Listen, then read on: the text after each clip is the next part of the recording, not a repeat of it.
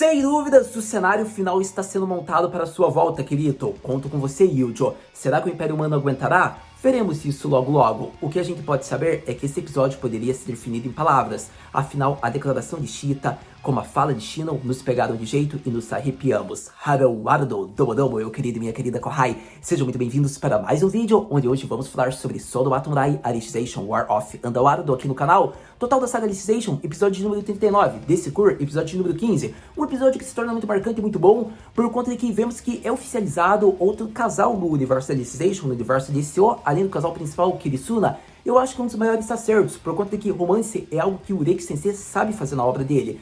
Só que eu acho que o Alicization é um dos maiores e uma das melhores sagas por conta disso. Minha opinião, é a melhor saga. E em termos de romance, é um dos motivos que a torna. Eu quero que você pense a diversidade de chips, seja o clichê de shippar o Kirito com metade do elenco feminino da saga, seja por vermos chips em volta do Yujo, chips em volta do Berikuri, como o casal sendo oficializado, o casal oficializado, eu digo Champion Cheetah. Eu acho que é interessante isso, porque eu quero que você pense, é um casal que está diante da morte, vemos a declaração deles, que eram inimigos até há pouco tempo, se tornam aliados, e agora se tornam amantes do amor. E foi muito bonito isso, por conta de que a Cheetah, ela se desenvolveu olhando o background inteiro dela desde o terceiro Cur. De olharmos a forma com que o Champion falava com ela, ele agia, digamos que a piadinha, a provocação. Então quando você vê tudo isso que o Ureki Sensei fez pouco a pouco, gerando fanservice, o chip, e você vê que é um chip concreto, oficializado, você elogia o autor como soube fazer isso. Por conta de que uma coisa é você shippar o Kirito com diversas waifus, mas sabendo que o Kirito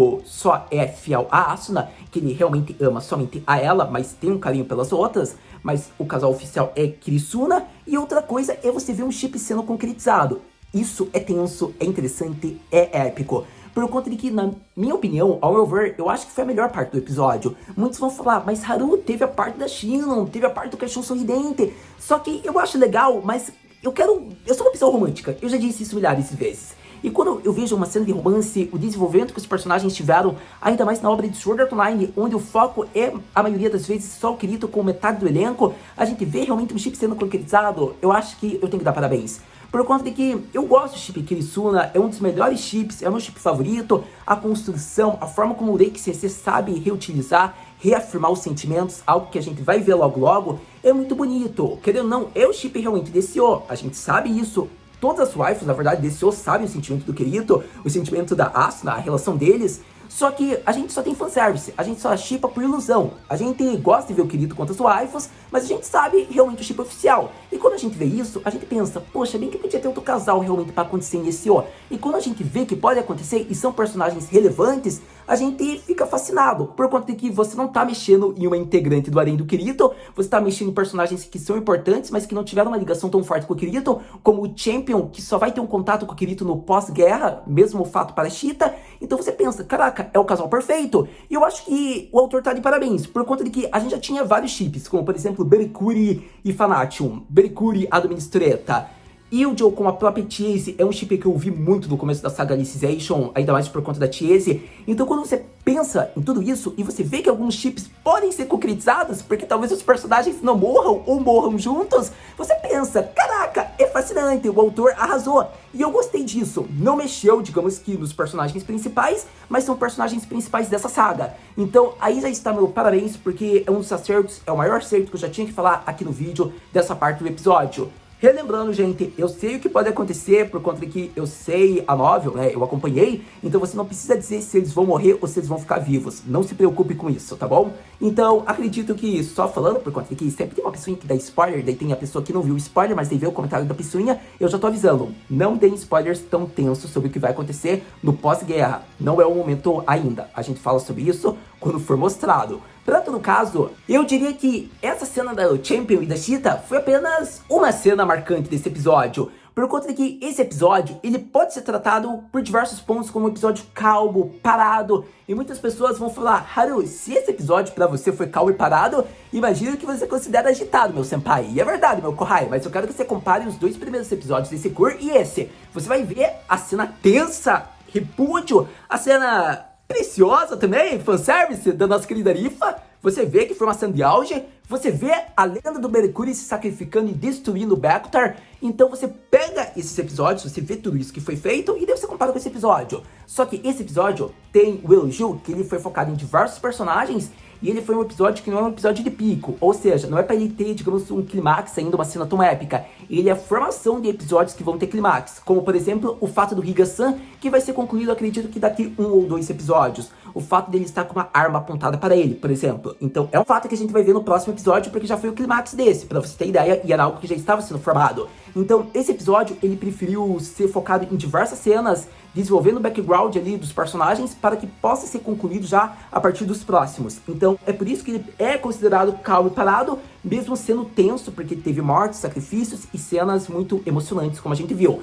Então mesmo assim, ele foi um episódio que tá mantendo o estilo desse O, ele tá sendo bem alto astral, realmente comparado com os outros dois, né, que tiveram cenas tensas, até mesmo uma morte. Ele não é tudo isso, mas ele desenvolve outros aspectos que o tornam tão bom quanto os anteriores. É isso que eu quero que você entenda. Para todo caso, eu diria que também fica conhecido como nerf na Asuna, né? Porque muitas pessoas vão falar que a Asuna mais uma vez caiu, né? Ela tá indo pro seu limite, mas eu quero que você tenha ideia que a Asuna, ela já está lutando nessa guerra desde o começo. Diferente do pessoal de Aincrata que chegou, ela já tá lutando faz tempo. Não esqueça que teve aceleração de Fractoraito antes. A Asuna já tá há cerca de 1 ou 2 dias e meio no mundo de Underworld. Ela já utilizou do seu direito de super conta de administradora de deusa 2 vezes, eu acredito, criando e recriando territórios, e isso é muitos dados para sobrecarregar seu Fractoraito. Então lembremos das consequências que ela tem caso ela use isso, e comparemos que ela está lutando fadigada e exausta sem parar. Quando você pensa isso, literalmente, realmente foi um nerf? Eu acho que não, não é mesmo? Eu quero que você entenda que tá sendo o auge da Asuna, ao meu ver. Ela tá indo pro seu limite. Então, eu considero que não tem problema eles fazerem uma cena dela caindo, ficando exausta, por conta de tudo que ela fez já desde o terceiro cur, para você ter ideia. Então, vendo desde o terceiro cur, você percebe que não foi um nerf, e sim, digamos que ela já está cansada. Você percebe o contexto, o enredo, a situação que foi criada. Então, eu acho interessante ressaltar isso, porque muitas pessoas vão falar que a Asuna não tá dando conta, e não é bem assim. A Asuna já tá lutando desde o começo da guerra. É diferente. A Shinon chegou agora. A Rifa chegou agora. A Asuna tá, digamos que, dando conta, carregando metade da guerra nas costas desde o começo, para você ter ideia. Querendo ou não, ela que ajudou, digamos que, na forma de armadilhas com que o Império Humano pudesse dar conta ainda da Dark Territory no começo. Então não é bem assim pra criticar a Asuna. Ela tá dando o seu melhor e eu quero que você perceba isso. Mas, para todo caso, eu também quero que você lembre que a Asuna realmente não pode, digamos que, ser o auge da temporada, porque temos que ter a volta do amado Kirito, né? Quem tem que chegar para resolver a parada é o Kirito. Então você já percebe que o Kirito vai ter uma questão bem intensa aí, né? Como tá sendo mostrado. Mas, para todo caso, vemos que um dos fatos mais interessantes, líder do Caixão Sorridente chegando, meus amigos. Eu acho que eles arrasaram, digamos que na questão do Caixão Sorridente na saga Alicization. Você vai entender isso logo até o final do vídeo. Mas, para todo caso, vemos que tem milhares de players da China, da Coreia. O líder do Caixão Sorridente induziu eles a atacar os japoneses como se eles fossem ocupados. E vemos que o Império Humano está sofrendo uma pressão. Então, a questão está ficando tensa e a emoção está vindo. Mas acredito que com isso, temos que falar sobre diversos pontos desse episódio. Tivemos a fala da Shinon, a revolta da Arisu. Temos também a decisão dela sobre o que dá a fazer. Então, essa cena, como diversas outras, vamos falar agora parte por parte. Então vamos logo para Sword Art Online Alicization War of Underworld e seu episódio mais recente, que fica conhecido como a chegada do líder do Caixão Sorridente diante de Asuna. Começando a falar sobre o episódio parte por parte, já vamos para uma das cenas mais emocionantes. E eu acho que foi uma cena que a staff soube muito bem fazer. Cortaram o áudio, ou melhor dizendo, me desculpe, cortaram a música de fundo para deixar como se fosse um clima de luto, insatisfação, revolta. A gente vê que teve palavras frias, mas eram necessárias porque tinha uma verdade para fazer com que Arisu despertasse, percebesse toda a questão. Eu acho que a chegada da Shinon foi muito marcante, por conta de que eu abordei semana anterior, por isso não vou falar tanto sobre isso. Se o Mercúrio talvez tivesse utilizado suas técnicas antes, talvez ela teria chegado a tempo. É algo que, se a gente tiver a oportunidade de perguntar um dia para o autor, quem sabe a resposta que a gente terá, não é mesmo? Mas, para todo caso, infelizmente, a morte dele era necessária para construir, digamos, um contexto muito bem feito também no mundo de Underworld, no clima de guerra. Então, voltando ao aspecto, a gente vê que a Shinon, infelizmente, chegou tarde demais. Ocorre que ela tá culpada, ela pede desculpas. Arisu, ela tá com olhos inchados, vermelhados, né, das lágrimas. E ocorre que ela já questiona, ela já pergunta como tá a situação da guerra, a gente vê que é informado tudo. E ocorre que, quando ela sabe que o Bekutar, ele literalmente pode ter sido morto no mundo de Andorado, mas o usuário em si, que foi o Bekutar, vai poder retornar, gera insatisfação. Ela pensa, quando é um duelo que duas pessoas tentam lutar contra si, mas uma delas não arrisca sua vida ao máximo, isso não passa de uma farsa. Então é interessante por conta de que a gente entendia a compreensão, o sentimento, a revolta da Arisu, porque ela perdeu, querendo ou não, a parte paternal dela, a pessoa que mais lhe importava ali no mundo de Andorado, em modos, tirando Kirito, Cerca, a pessoa que criou, cuidou dela desde pequena. Então, quando você vê isso, você pensa, dá uma dó, corta o coração, você compreende os sentimentos da Arisu. E quando a Shinon fala cruelmente, friamente, mas necessariamente as palavras, então o sofrimento do Kirito também não passa uma farsa, Arisu-san? Se é assim que você pensa em torno do Bekutar, é interessante, por conta de que, querendo ou não, a questão do Bekutar era relacionado às pessoas do Uriaro Sekai, e de certo modo a gente entendia esse sentimento da Arisu, mas ela queria dizer mais relacionado ao Bekutar. Mas quando a Shinon coloca o Kirito na questão, a Arisu percebe, digamos que, o que ela estava fazendo, o que ela estava falando. E é interessante por conta de que, como foi mostrado pelo próprio Brekuri, há diversas pessoas no Uriaro Sekai. Há pessoas que são muito boas, como a Asuna Ojo-chan, e há pessoas que são o pior tipo de Akuma, como você, Bekutar. Pessoas que nunca vão entender o laço de um pai com uma filha. Então é interessante porque o Brekuri já sabia a questão. E eu acho que a partir desse momento, a Arisu, ela também tá entendendo a questão de diversas pessoas do Uriaro Sekai, e que há pessoas que tratam Andorado como se fosse o próprio Uriaro Sekai, como se aquela vida fosse mais importante que a sua própria. E nesse caso, estamos falando do Kirito. Mas há pessoas que não se importam e vão utilizar-se de todos os benefícios, como o Bekutar. Então, quando a Arisu percebe isso pela conversa que teve com a Shinon, foi muito importante. Por conta de que eu acho que é interessante, querendo ou não, o Kirito sofreu pra caramba no mundo de Andorado. Querendo ou não, o melhor amigo do Kirito foi morto no mundo de Andorado. Querendo ou não, o Yuji teve esse laço com o Kirito. Foram mais de 2 anos, pra você ter ideia. Chega a dar, digamos que um embrulho aqui na garganta. Mas foi uma emoção... Foi uma cena, uma amizade tão bonita, a gente vai se emocionar quando isso for mostrado, mas ocorre que o laço que o Kirito teve com o Yujo gerou, digamos que, em todo esse sofrimento que o Kirito tá passando, por toda a perda que ele teve. E ocorre que com isso a gente vê o estado que o Kirito está, e ocorre que a Shinon aponta também isso indiretamente. E quando a gente vê que o sentimento, o sofrimento do Kirito são sentimentos reais, é interessante, porque a Shinon apresenta, o Kirito também é um Uriaro-jin, ele também é do Uriaro Sekai. Ele vai morrer, mas ele pode retornar. Isso baseado no conhecimento da Shinon. Relembrando, estou falando fatos que estão baseados no que ela apresentou para isso, no que ela conhece. No que ela não desconhece, a gente fala daqui a pouco. Então, no ponto de vista da Shinon, se o Kirito morrer em Andorado, ele pode retornar. E fica interessante porque daí a Arisu percebe que por mais que o Kirito seja do mesmo tipo de pessoa do Uriaro Sekai com o Bekutar, o Kirito... ele deu tudo de si. Ele foi como se fosse uma pessoa do mundo de Andorado, que queria proteger as pessoas daquele mundo, que tratava as pessoas como iguais, porque para ele eram tão importantes quanto a sua própria vida. E os laços que o Kirito fez são laços que vão ficar para a vida inteira dele, que vão lhe dar forças, que vão fazer com que às vezes ele se culpe. Então é interessante isso, por conta de que, se baseando nos sentimentos, em tudo que o Kirito fez no mundo de Andorado, a Arisu consegue perceber a gravidade e como há pessoas que utilizam de benefícios, e ela pode considerar uma farsa, há pessoas que priorizam o bem de Andorado do que sua própria vida, como o caso do Kirito. Então, quando ela percebe isso, ela vê os sentimentos verdadeiros de algumas pessoas. E foi interessante porque, assim, ela percebe também os sentimentos que o Kirito teve para proteger ela, os sentimentos que o Brekuri teve na luta para proteger, para ganhar tempo, para que eles possam vencer. Então, é interessante isso porque a gente viu que a Arisu iria voltar para a guerra, depois teve toda essa fala, só que daí, quando a conversa da Shinon chega já nesse clímax, a Arisu tá em lágrimas, frustrada, e ela começa a compreender a situação. Vemos que é mostrado que ela realmente vai pro altar do fim do mundo, se é esse o desejo do Brekuri e do Kirito, para que haja uma paz. Ela ainda pergunta para Shinon se ela vai poder voltar para Andorado, caso ela vá para Uriaro Sekai. A Shinon diz que aparentemente sim, desde que ela e Andorado estejam bem, é permitido. E a gente viu que assim, ela vai para o altar do fim do mundo, e com isso, praticamente, essa cena vai se concluindo, com o corpo do Brekuri se tornando luzes, não é mesmo? A lágrima de Arisu e Shinon esperando a volta de Bekutar para que uma das batalhas finais ocorra. E com isso, para concluir com chave de ouro essa cena da Shinon e da Arisu, digamos que nesse episódio, o primeiro encontro delas, Eu acredito que a partir de agora eu vou falar 2 pontos focados, mas antes, uma conclusão rápida. Eu acho que pela Arisa ter tido um contato assim bem profundo com a Shinon, eu não duvidaria que na Unity Rai, nas outras sagas após a Alicization, a Arisa e a Shinon virem bem amigas, bem próximas. Eu diria que a relação com a Asuna é bem de rival, mas rival bem tipo arriscado. Eu diria que a maior rival da Asuna é a Arisu. Mas eu acho que com a Shinon ela pode ter uma ligação de amiga pela forma como a Shinon falou com ela. Por mais drástica, ou melhor dizendo, desculpe, por mais fria que tenha sido, por mais cruel que pareça, por mais severa que tenha sido a fala, foi necessária para fazer com que a Arisu percebesse a questão. Então eu acho que pode aí ter uma relação entre ambas, embora na novel mostre um pouco mais de rivalidade já no começo, e você vai entender porque eu vou falar agora sobre isso.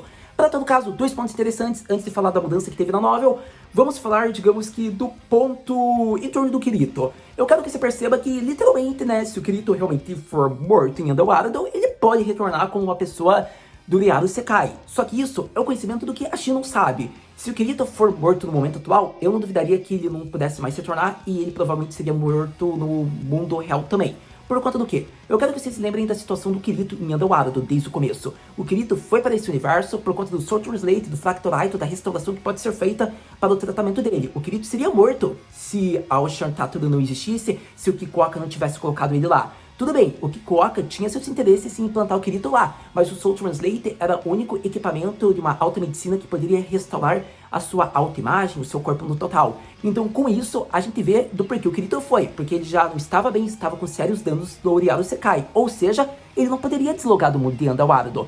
E eu quero que você perceba, a restauração dele não estava sendo completa ainda, está sendo restaurada até o momento que a Ocean Tattoo sofreu de um ataque, onde ele levou um choque, ele já estava se culpando pela perda do Yujo, e agora vemos o estado atual dele, que a gente vai falar realmente quando for mais abordado, né, quando for mostrado a volta do Kirito, embora a gente já saiba um pouco, mas é melhor esperar, né, os próximos episódios. Mas pelo todo caso, a gente já vê que o Kirito ainda está se culpando, e pelo que foi mostrado nos episódios anteriores, caso a energia da Ocean Tattoo se desligue, o Soul Translate vai ser retirado do Kirito, e assim, provavelmente ele voltaria para seu corpo, e estando ainda incompleto, sem restauração, provavelmente o Kirito ficaria nesse looping de culpa e não vai conseguir voltar, digamos, para a sua forma normal, para a forma do Kirito, a autoimagem dele restaurada.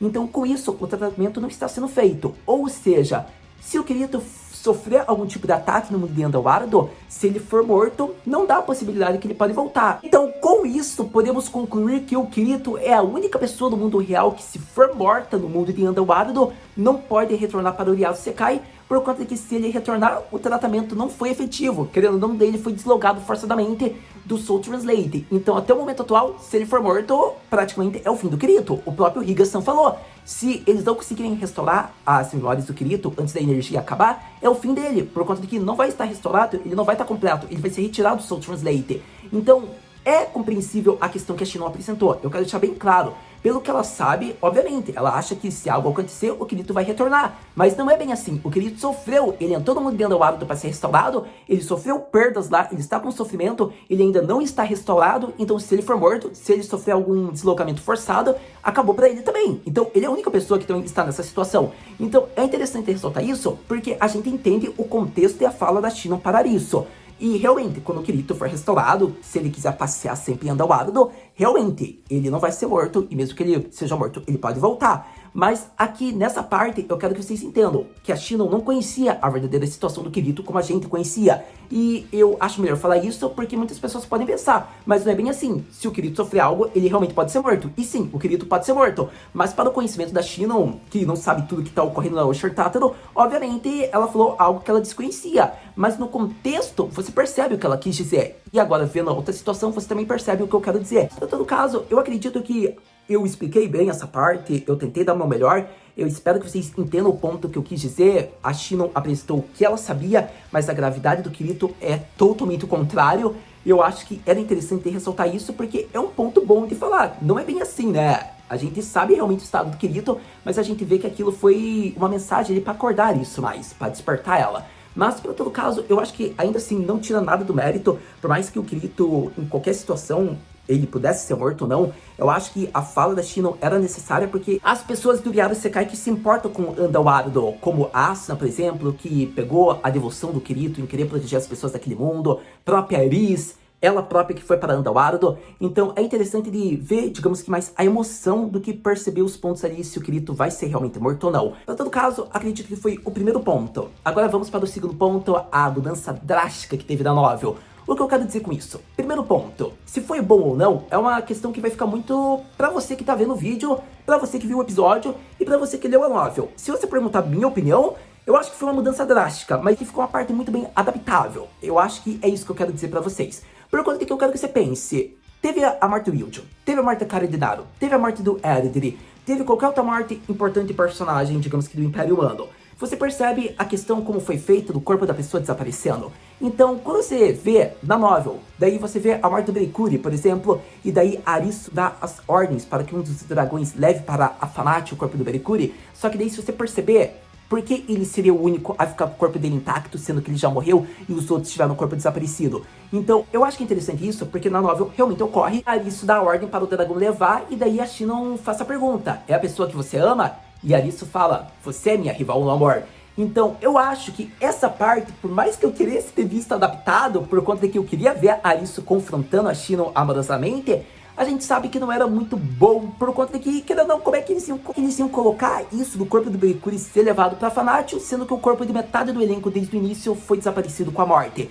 Então, pra manter uma estética, foi bem adaptável, mas para quem queria ver o confronto das duas waifus ali, a fala indireta, infelizmente não pôde ser adaptado. Mas para todo caso, aqui estou eu para enfatizar esse fato que teve na novel, caso você não leu. Eu acho que é interessante ressaltar por conta de que, para mim que sou uma pessoa que gosta de ver indireta de waifu para waifu, é legal. Só que para o anime não ia ficar legal. Um Beikuri, mas não faria sentido só o corpo dele ficar restaurado. Então eles aparecendo, tendo criado o impacto da semana anterior da fala dele para Fanatium, como se o corpo dele tivesse ido em espírito, já basta, porque ele sempre vai estar conectado no coração da Fanatium, no coração das filhas, na filha dele, ou melhor dizendo, nas filhas deles. Então, eu acho que é interessante enfatizar isso, por conta de que, se você perguntar minha opinião se eu gostei ou não, você já sabe, acredito. Ficou bem adaptável, eles manteram a estética, mas para quem queria ver, infelizmente, aquela parte indireta, foi uma mudança um pouco drástica, mas que aqui eu já exaltei que foi apenas isso. O corpo dele seria levado, a Shinon confronta, Arisu manda aquela indireta bacana, e ambas mostram que amam o Kirito. Por conta de que no anime só mostra ali a confirmação da Shinon, né?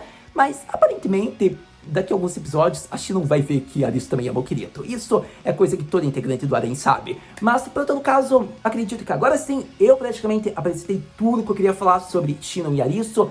Até então, tudo que foi apresentado. Acredito que a próxima volta delas, possivelmente só vai ser no pós-guerra, isso se ocorrer, e daí a gente vê um diálogo, uma conversa delas. Mas, para todo caso, agora vamos falar de Champion e Shita. E eu diria que chegamos em uma das partes mais interessantes do episódio, minha parte favorita, a parte de Champion e Shita e seu amor sendo declarado, um casal sendo oficializado para o futuro do mundo de Underworld, caso eles sobrevivam. Para todo caso, meus queridos jovens, eu quero que vocês percebam que dá o ar, né, de que eles vão ser mortos. Realmente, dá o ar. Só que não é como se todos os personagens legais da Dark Territory pudessem ser mortos. Porque, querendo ou não, a gente já teve a morte lá do Shasuta, junto da Fanatium da Dark Territory. Então, quando a gente pensa nisso, querendo ou não, eles mataram os dois Beikuri, né? O Beikuri do Império Humano, o Beikuri da Dark Territory. Ô, Reiki-sensei, você acaba com o nosso Kokororo, né? Então, tudo bem. Quer dizer, Reiki-sensei, desculpa. Mas, para todo caso, o que eu quis dizer? A gente vê que teve a morte deles, e eles seriam o representante, querendo ou não, ele iria falar com o Beikuri, né, no terceiro Cur, mas infelizmente ele foi derrotado, foi morto, e ocorre que com isso a gente pensa, tá bom, mas agora, numa possível paz, quem que pode representar o Império da Dark Territory? Não seria o melhor candidato ele? Então, por isso, dá a chance dele sobreviver, mas a gente viu que milhares de players chegaram, mas será que vai ter alguém que vai chegar e salvá-los? Então, meus queridos, a gente vai ter que esperar, não é mesmo? Pode ser que outros Seigo Kinshi ajudem e salvem eles ali? Bom, vamos esperar pra ver, mas não é como se o Reiki-sensei fosse um carrasco masoquista que acabe com o nosso coração e vai matar todo mundo do mundo de Underworld. Mas tem a possibilidade grande. Para todo caso, a gente viu que o casal ao menos foi oficializado. Com isso, eu já faço meu elogio. Por conta aqui, mais uma vez eu elogio. Background da Shita, desenvolvimento, plot dessa personagem muito bem feito. Eu acho que ela é uma personagem muito legal, o instinto de assassina dela, né, gerou na espada que a Queen Era deu pra ela, e a Doministoreta fala, com essa espada você vai matar, matar, matar, e algum dia você descobrirá como quebrar sua maldição. E eu acho que quando a espada dela é quebrada, é como se a maldição dela fosse quebrada. E isso gera uma emoção muito mais, porque você percebe o contexto, você vê a fala da nossa querida Administreta e tudo que ela falou. No fundo, ela já sabia quando seria o despertar da Cheetah indiretamente. E assim, a Cheetah finalmente compreende e fala que entendeu o que ela quis dizer. Porque após matar tantas pessoas, fazer tanta destruição, proteger o Império Humano, ela finalmente descobriu o que ela tanto quer proteger. E assim, ela faz uma declaração de amor muito bonita para nosso querido Champion. E assim, ele retribui. E assim, vemos que ele fala, se os filhos dele nascessem, seria tão legal, ele seria um dos mais fortes, superaria ele, seria melhor que o líder da geração passada, ele seria um ótimo Kentoshi. E daí a Cheetah fala que iria cuidar para que ele fosse um Kenshi. Fica muito bonitinho, porque a gente pensa que é o único casal que envolve um Seigo Kenshi e um membro da Dark Territory. Então a gente fica torcendo, sobrevivam, sobrevivam, sobrevivam, sobrevivam, sobrevivam. E daí ocorre que é isso. A gente pensa, eles não podem matar. Você já matou o Yojo, você já matou o Berekuri, você já matou a cara de Daro, você já matou aparentemente a Doministureta. Não vem matar eles também não, né, Sensei? É tipo isso que a gente fica aqui no nosso interior pensando. Isso a gente pensa, poxa, você vê uma construção de personagem tão legal, você vê um personagem tão carismático do Champion, então obviamente a gente vai torcer pra eles sobreviverem. E com isso eu elogio, a forma como essa personagem se desenvolveu foi muito bem feita. Aparentemente, se você for ver desde o começo da saga Alicization, de certa maneira, o Urexensei desenvolveu todo o Seigo Kenshi que ele apresentou. Você percebe isso? A gente teve o primeiro confronto lá do Seigo Kenshi, quando o Kirito e o Yujo estavam entrando lá, digamos que no território, né, da Catedral Central. A gente vê também o desenvolvimento que teve no dele no terceiro Cor, e agora você vê aqui a Cheetah. Eu dou parabéns, Urexensei. Por conta de que ele arrasou, ele soube administrar, ele soube desenvolver os personagens que ele apresentou. Querendo ou não, o autor desse jogo sabe fazer o que ele faz. Então, aí também eu elogio. Para todo caso, eu acho que é interessante ressaltar também que, com isso, a gente ficou na possibilidade que eu já falei. Eles vão sobreviver, chegou milhares de players, querendo ou não, player da China, da Coreia, americano. E agora, como é que eles vão sobreviver? Aparentemente, todos os Kentoshi estão apagados, estão derrotados. Então, a única esperança é ter a volta tão aguardada no personagem que a gente ama, ou a única esperança é um outro Seigo Kenshi aparecer. E com isso a gente fica esperando, torcendo. Relembrando que tem outros Seigo Kenshis que não foram apresentados por conta de que eles ainda ficaram no processo de paralisação da síntese que a Administreta fazia junto dos outros senadores. Então, quem sabe isso seja arrumado, né, com o pós-guerra, o Kirito consiga consertar algo assim em torno disso.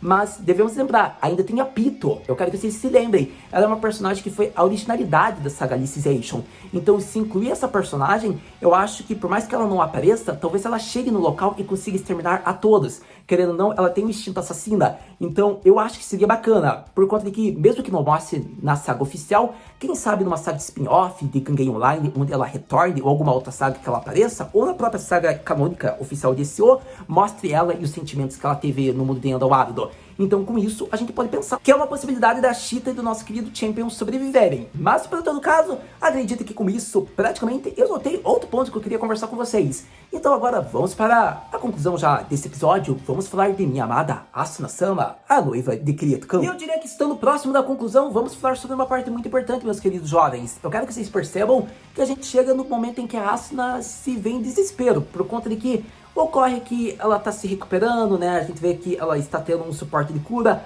algo que eu critico um pouco, querendo ou não, ela é uma deusa no mundo de Endoárido, então eu acho que o mínimo que ela poderia fazer é se curar. E muitas pessoas vão falar, ah, Haru, mas o que você falou no início do vídeo? Tudo bem, mas, meu Deus, a Asuna não tem o poder de cura, isso já vai afetar o Fractorite dela? Não é pra tanto, né, gente? Acho que o poder de cura ela consegue se curar. Mas tudo bem, né? Se for também uma das restrições, ok, quem sou eu pra criticar? Mas eu acho que o poder de cura, poxa, é demais. Ela poderia se curar sozinha, é o que eu acho, mas tudo bem. Vocês que discordem, concordem, se acham certo ela ter o suporte de cura de outra pessoa, sendo que ela é uma deusa. Para todo caso, a gente vê que ela começa a conversar com o Klein, a gente vê que ela fala, né, sobre o Kirito, por conta do que ele pergunta. Ela diz que talvez quando a guerra tiver uma diminuição de intensidade, algo que ela achava que iria ocorrer, ela fala que o Kirito provavelmente daí vai receber a visita dele, ele pode fazer uma piada ruim, quem sabe o Kirito acorda. Vimos que foi um clima bem legal, por conta de que Asuna agradece demais o Kurai, e ele mesmo diz, ele não vai conseguir retribuir tudo que Asuna e o Kirito fizeram por ele até hoje. Então isso é o mínimo, é o começo dele começar a ajudar eles agora. Eu acho isso uma das partes mais emocionantes, por conta de que, querendo ou não, pega a vibe da primeira temporada. A gente vê tudo que a Asuna sofreu ali, digamos, na batalha final. A gente vê a forma com que o Kirito superou ali os seus limites pra acabar com o boss, né, com o nosso amado Kayaba. Então quando você percebe tudo isso, querendo ou não tem como. A maioria dos players tem que ser gratos ao Kirito. E muitos são gratos porque criaram laços. São gratos pelo Kirito ter quebrado, né, a maldição deles estarem presos por mais de 2 anos. Então eu acho que é uma parte muito bacana esse sentimento de gratidão, porque é a amizade do Cry com o Kirito. Querendo ou não, ele foi um dos primeiros amigos do Kirito. Eu quero que você perceba, não é uma questão se ele é melhor amigo ou não. Não é essa a questão que eu quero falar aqui. A questão que eu quero falar é que ele foi talvez o primeiro amigo. Não estou falando o melhor, estou falando que ele foi o primeiro amigo do Kirito. A gente vê que ele se vê diante do Kirito, ele recebe a pergunta do Kirito para eles irem juntos, por conta que o Kirito informa tudo que ele tinha conhecimento como beta player, que eles poderiam passar rapidamente. A gente vê toda a fala do Kurai e depois a gente vê a experiência que o Kirito teve, a forma como ele se torna um solo player. Então, você vê tudo isso, você vê a amizade que eles criaram até hoje. É muito emocionante essa parte. Eu tenho que ser honesto com vocês e ainda vou chorar quando o Kirito se reencontrar com o Kurai, porque aquela cena vai ser de cortar o coração. Mas para todo caso, a gente vai falar daqui a algumas semanas. Para todo caso, acredito que, tendo já contextualizado essa cena, né, tudo que ocorreu nela, vemos que o Kurai, e me desculpa se eu estiver falando errado, mas eu estou tentando puxar para o Nihongo, que é Kurain, ou mais puxado assim, Kurain, mas para todo caso, só para você entender do porquê eu estou chamando ele assim, que é o nome dele em Nihongo, a gente vê que ele se pega de surpresa. Isso não é só player americano, é player da China, da Coreia, e daí vemos que uma figura muito familiar do mundo da Enkrato retorna. Vemos que o líder do Caixão Sorridente chega, aparece, induz todos os players estrangeiros que estavam chegando ali e fala, basicamente, esses japoneses invadiram a nossa terra, tá na hora de mostrar o que a gente é pra eles. E eu acho que é interessante, por conta de que eu quero que você perceba. Obviamente, a condição, né, do Nippon com os Estados Unidos não é das melhores. A gente vê que burocraticamente é estável, mas você lembra de toda a história que houve entre Nippon e Estados Unidos, ou Nippon e Coreia, Nippon e China, vice-versa para os mesmos casos, diversos países, mas você vê que uma aliança é criada, ainda mais quando é informado que os Estados Unidos tinham criado um servidor com a China e a Coreia e foram os japoneses que hackearam, então assim eles se unem e lembrando tudo que já envolveu o Nippon e eles, obviamente que ia ter aquela guerra, né, só seria faísca, mas a gente vê que há players da China que estavam pensando, tá estranho isso aí, tá muito estranho, por que seriam poucos hackers então do Nippon? E daí tem alguns players que pensam, eu tô estranho nessa situação, não tá muito bem feita. Esses americanos estão falando isso, mas quem tá em grande quantidade é eles. E o mais interessante é, por mais que eles tivessem esse pensamento, eles estavam sendo induzidos a atacar os japoneses. Com isso eu acho interessante de ressaltar, por mais que o Vasargo, que eu acho que é assim o nome dele, tenha perdido a sua conta na Dark Territory, ele foi com a sua própria conta e ele está utilizando-se do poder, provavelmente da imaginação do mundo de Underworld, para induzir as pessoas a obedecerem ele. Eu acho que isso é muito interessante, é um ponto curioso. Eu espero que seja mais reafirmado isso. Porque é como se a manipulação dele entrasse na mente da pessoa e fizesse com que ela seguisse essa ordem como se fosse a própria opinião da pessoa. Então é muito curioso esse ponto. É como se, por mais que ele não tivesse uma super accountant, ele tivesse o poder de uma. Então é um ponto curioso isso. E com isso a gente vai vendo que os players vão rumo ao ataque. O Império Humano tá começando a sofrer grandes perdas.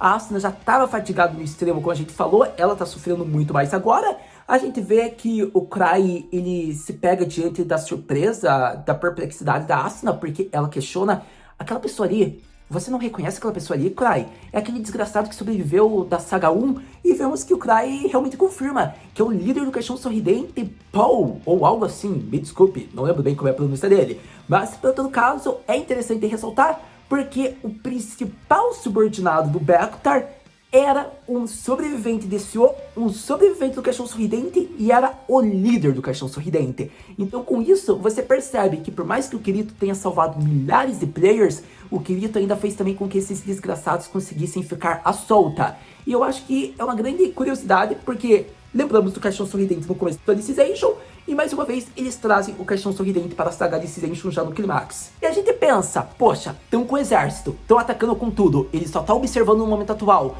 vai ser devastador, quem que vai salvar o pessoal do Império Humano? Como é que a Asuna pode lutar com ele sendo que ela tá fatigada? A Asuna vai ter que pegar esse boss aí? A situação tá tensa, ainda mais por conta de que aparentemente nossa amada Shinon, ela já está cedendo à pressão do Bekutar, só que na conta do Gringueio Online. Com isso, a tragédia se conclui nesse capítulo, nesse episódio, por conta de que Shinon sofrendo pressão, Champion Cheetah, pressão, Asuna, pressão, Higa-san, pressão. Com isso, o capítulo termina, o episódio termina com a frase: meu Deus, querido, volta que a gente precisa de você. Mas com isso, praticamente, eu abordei quase tudo que eu queria falar sobre esse episódio de Sword Art Online Alicization War of Underworld. Sem dúvidas, meus amados corrais, esse episódio foi pra fazer a gente ficar sem fôlego. Eu acho que é isso. Por conta de que esse arco já tá sendo assim, mas esse foi o episódio de maior pressão para o Império Humano. Você percebe que em todas as partes, todos os personagens estavam sofrendo meio que uma possível derrota. Você percebe isso. Foi praticamente um episódio da derrota, assim, da tragédia, do pior acontecendo pro lado do Império Humano.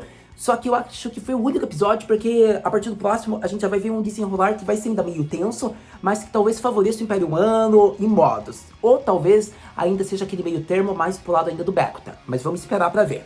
Para todo caso, referência a Encrato pesadíssima. Membro do Caixão Sorridente que sobreviveu, fez Kirito ir para Underworld. Membro do Caixão Sorridente, o líder, volta para Underworld e dessa vez quer confrontar Kirito por ver que ele também está nesse mundo sem saber. Então eu acho que é interessante porque o Urexc soube administrar, querendo ou não, tem sobrevivente do Caixão Sorridente. Aparentemente era para todos estarem presos, mas a gente viu que eles estão bem à solta. Ô Kikuaka, vamos fazer teu trabalho direito, meu consagrado? Porque tá difícil, hein? Daqui a pouco o Kirito não vai poder andar na rua sem segurança, porque ou vai ser porque o povo tem ciúmes do Kirito de diversos waifus, ou porque tem um membro do Caixão Sorridente que vai querer lutar contra o Kirito, então tá complicado. Mas, por todo caso, vemos que Caixão Sorridente em peso nesse episódio da Alicization. Eu diria que o fato de Shinomiya Arisu foi algo que eu já abordei bastante, por isso não vou ficar falando tanto novamente.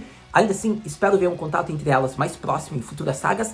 Mas, na verdade, eu acho que o contato que a Arisu vai ter vai ser mais com a Asuna, por conta de que já teve elas no começo. Eu acho que a rivalidade é muito mais próxima, e pela Asuna ser a oficial, eu acho que a relação dele com a Arisu é muito mais próxima, porque a Arisu, querendo ou não, foi a heroína da Alicization. Então, eu acho que ela vai ter um enorme peso para competir com a Asuna. Não amorosamente, mas eu digo em sentimentos de fanservice, em sentimentos de presença, digamos que em plot de personagem principal. Então, a gente vê que ela tá utilizando-se de uma nova forma de vida para o Uryasu Sekai. Por isso eu digo que a Arisu vai ter uma importância enorme daqui pra frente, do mesmo peso da Asuna, pra você ter ideia. Querendo ou não, a Asuna tem presença, mas é porque também ela é a noiva do Kirito. Já a Arisu, ela não precisa ter esse título pra ter uma presença tão grande quanto a da Asuna. Então você entendeu, eu acredito. Mas, pra todo caso, eu diria que a cena foi muito bem feita da Arisu e da Shinon. O fato de terem tirado a música de fundo, eu acho que foi muito 10. Eu sou uma pessoa que ama música de fundo, sou de track, vocês sabem isso. Ainda mais que eu sou um grande fã da Yuki Kajura-san, que é a compositora de Sword Art Online. Só que eu acho que não era necessário dessa vez para esse momento. Eu acho que o ambiente foi muito bem feito pelo contexto. Teve uma morte impactante, a gente sente o sentimento da personagem, o luto. A gente vê a voz de remorso, a gente pega o sentimento que a Kayano Ai conseguiu dar para isso. Então, com isso sendo apresentado, eu acho que qualquer outra coisa iria atrapalhar aquele contexto. Por conta disso, ela parece ser focado no diálogo, e Sword Art Online soube muito bem fazer essa cena. Digamos que os diretores, seja o diretor-chefe principal de todos, diretor de som, de animação, que tem 3 diretores em SEO, eles sabem muito bem fazer o trabalho, fazer uma conversa, a composição, né, da Yuki-san junto com o diretor de som. Então eu acho que é isso que eu posso falar. Eles souberam cuidar e fazer certinho, digamos que cada momento. E eu acho que é muito precioso porque aquela cena foi 10. Foi uma cena que gera, digamos, um impacto. A gente não precisava de qualquer outra coisa. A gente até já poderia estar chorando só com a fala da Arisu, vendo a gravidade de tudo que estava sendo apresentado. Mas, para todo caso, acredito que, para concluir praticamente tudo do episódio, vemos que o meu amado Higa-san, que estava tentando ser o mito para trazer a volta do grande lendário Kirigod, ele sofreu já um atentado. Por conta de que quando ele consegue conectar o Soul Translate das garotas junto de Kirito, vemos que o espião finalmente é mostrado. E chega a ser um ponto curioso, por conta de que como que ele pode agora fazer com que o Kirito volte? O que será que ele vai ter que fazer? O que esse espião vai mandar? Como ele pode tirar aquela arma do espião? Como eles podem salvar Higa-san? Isso, Ariko-san vai ter que ter uma mãozinha, vai ter que ajudar. O que a gente sabe é que está próximo à volta do Kirito e a gente depende muito do Higa-san. Então, eu acho que vai ter cenas perigosas, mas possivelmente Kikuoka ou alguém pode chegar ali para ajudar ele, por conta de que não é como se todos confiassem 100% na Arasu, ainda mais o Kikuoka. por mais que seja uma staff bem escolhida, ele pode ficar pensando nesse tempo inteiro como que foi tão fácil dele se infiltrar aí na Ocean Tataro. Então vamos ter que esperar para ver realmente. Mas com isso, a gente já começou a abordar possibilidades do que podem ocorrer. Então a gente tem que fazer aquela pergunta clássica que você deve estar pensando. Haru-senpai, o que podemos esperar para o próximo episódio de Sword Art Online Alicization War of Underworld? Mas antes de falarmos sobre o que podemos esperar para o próximo episódio de ESO, eu devo ser honesto e falar de uma curiosidade bem bacana que eu acredito que nenhum personagem principal falou nessa saga porque o começo já foi tenso. Se você se lembrar, toda a saga de ESO, a gente ouve a nossa querida frase clichê, Renka Stato. Então, ocorre que nessa saga eu não me recordo de ter essa frase clichê. Talvez na novel eu tenha tido com algum personagem, mas eu ainda não me recordo disso. E o anime a gente não viu, por conta de que já começa naquela tensão Kirito, a gente vê que mostra a Asuna também entrando no mundo de Underworld, só que você não vê nenhum personagem, digamos, entrando e já fazendo a frase clichê. A gente poderia ver talvez pelo Cry, pela Riz, e nem por eles a gente viu que eles são teletransportados, eles convertem a conta. Então é interessante isso porque foi um personagem figurante. Logo após 30 episódios, no curso final, a gente vê que tem essa frase clichê. É uma frase que é marcante, toda a saga Liceu tem, só que na saga Alicization a gente só foi ouvir agora. Então eu acho uma curiosidade bem bacana de ressaltar aqui que, finalmente, após milhares de episódios, já no final dessa saga, a gente ouve o nosso querido bordão Branca Stato.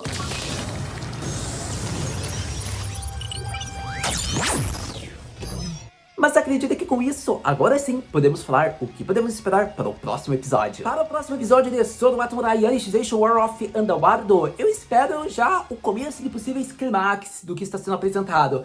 Eu fico curioso, embora eu não acredite que vai ser focado Champion e Cheetah, embora eles tenham dado, digamos que um clima de morte para eles, então não duvidaria que aparecesse algum Seigo Kinshi naquele momento, talvez para ajudar ou para a gente ver o resultado que ocorreu com eles. Então não sei se no próximo episódio vai ser focado isso, quero que vocês tenham em mente que está sendo focado em diversos personagens, em vários aspectos do mundo de Underworld. Pode ser que o próximo episódio foque, por exemplo, na Rifa, no Orc. Pode ser que a Rifa e o Orc ajudem a Cheetah e o Champion, pode ser que eles cheguem até lá. E, querendo ou não, eu acredito que o Orc e a Rifa fizeram uma aliança. Querendo ou não, ele pode ter percebido que não vale a pena essa guerra. E vendo tudo que ocorreu, pode ser que eles ajudem. Ainda mais que a gente vê pelo teaser o que ocorre envolvendo a nossa querida Rifa. Então, eu acho que de todas as opções, quem poderia salvar a Cheetah e o Champion é a Rifa. Mas vamos esperar o próximo episódio para ter certeza sobre isso. Para todo caso, Higa-san é o grande plot do próximo episódio, que provavelmente deve ser o início. A gente vai ver o que vai ocorrer, a gente vai ver se ele vai levar um tiro, a gente vai ver se ele vai conseguir restaurar o Kirito.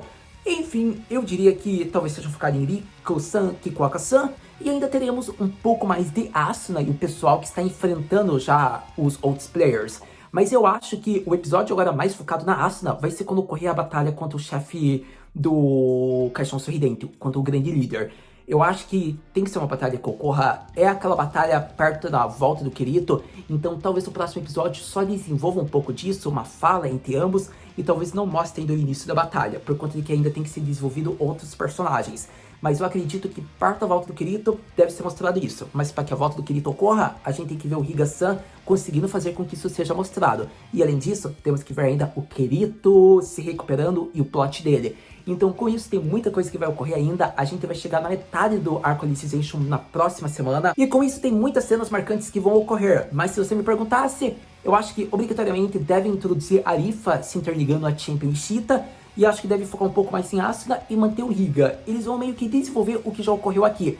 Eles podem também mostrar um pouco da Aristo, embora eu não acho que isso vai ser mostrado no próximo episódio, por conta de que eles têm que mostrar a conclusão da batalha da Shinon contra o nosso querido Bactor. Então eles mostram isso, depois eles devem mostrar o foco na Asuna, e daí talvez no final do episódio mostre um pouco do Kirito, talvez a Rony levando ele pro campo de batalha, mas eu acho que isso ainda não vai ocorrer no próximo episódio porque tem muita cena para acontecer. Então eu acho que a volta do Kirito, quer dizer, o início, mostrar mais dele, só vai ser nos próximos episódios ainda. O próximo não vai ser focado ainda no Kirito, por conta de que tem muita coisa ocorrendo ainda, e eles ainda vão ter que focar no Higa-san.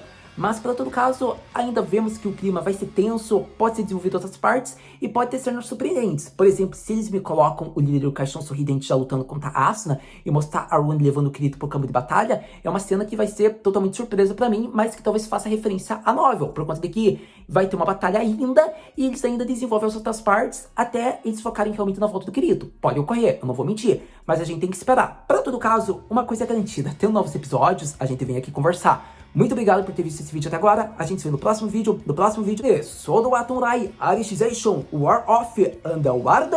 matar, né?